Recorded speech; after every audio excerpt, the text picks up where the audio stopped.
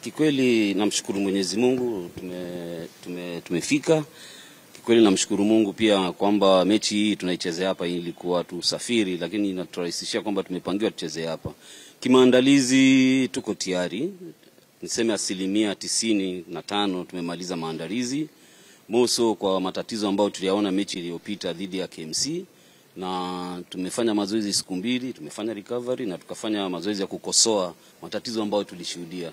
Naamini katika mchezo wa kesho itakuwa mchezo mzuri, utakuwa ni mgumu, lakini naamini tutakuwa na fursa kubwa ya kutafuta matokeo.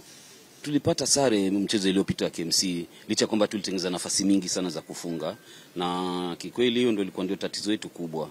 Niwahakikishie kwamba tumeyafanyia maboresho, tumejitayarisha, na naamini kwamba kesho mambo yatakuwa tofauti, na niwaombe tu wafuasi wetu, wafuasi wa Mtibwa, watu wakuje watushangilie angalau kutusukuma juu ni mechi yetu ya nyumbani, tukitafuta point 3 hizi ambazo ni muhimu sana kwetu. Kwa kweli zipo na ni kweli ni ukweli mtupu unavyosema. Kipindi cha pili chetu cha KMC kilikuwa kizuri, maana tulifanya mabadiliko mengi kwa ghafla, na walioingia kidogo ni kama walikuwa hawajaelewa kabisa nini kinafaa kifanyike.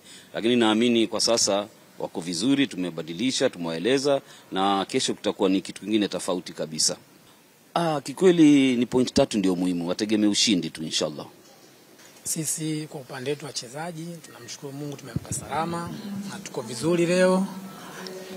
Kikubwa sisi kuelekea mchezo wa kesho ni mchezo ambao tunahitaji sana kupata alama. Kwa hiyo kwa upande wetu si wachezaji wenyewe tumekaa vizuri, tumeongea sisi kama wachezaji kutokana na uhitaji wa mchezo wa kesho. Tumejipanga vizuri, tuko na morali kuelekea mchezo wa kesho. Utofauti utakuwepo kwa sababu michezo iliyopita hatukupata alama, na sisi tunahitaji alama 3 ili kutoka sehemu ambapo tupo. Kwa hiyo kesho kutakuwa na kitu cha utofauti ili kuhakikisha tunapata alama 3. Sisi kama wachezaji kwa sababu tunahitaji alama 3, na mipango yote imeenda vizuri kwa upande wetu, na wachezaji wote tuko vizuri na tuna morali kuhakikisha kesho tunataka sisi tupate alama 3. Mwalimu alishasema hapa kwamba makosa yote ya mchezo ulioisha kashafanya kazi, na sisi hapa ndio watendaji. Kazi yetu kwenda kubadilisha kwenye uwanja wa mechi. Kwa hiyo sisi tumeyafanyia kazi na sisi katika mazoezi. Kwa hiyo kesho ni kwenda kuyabadilisha ili kuweza kupata alama.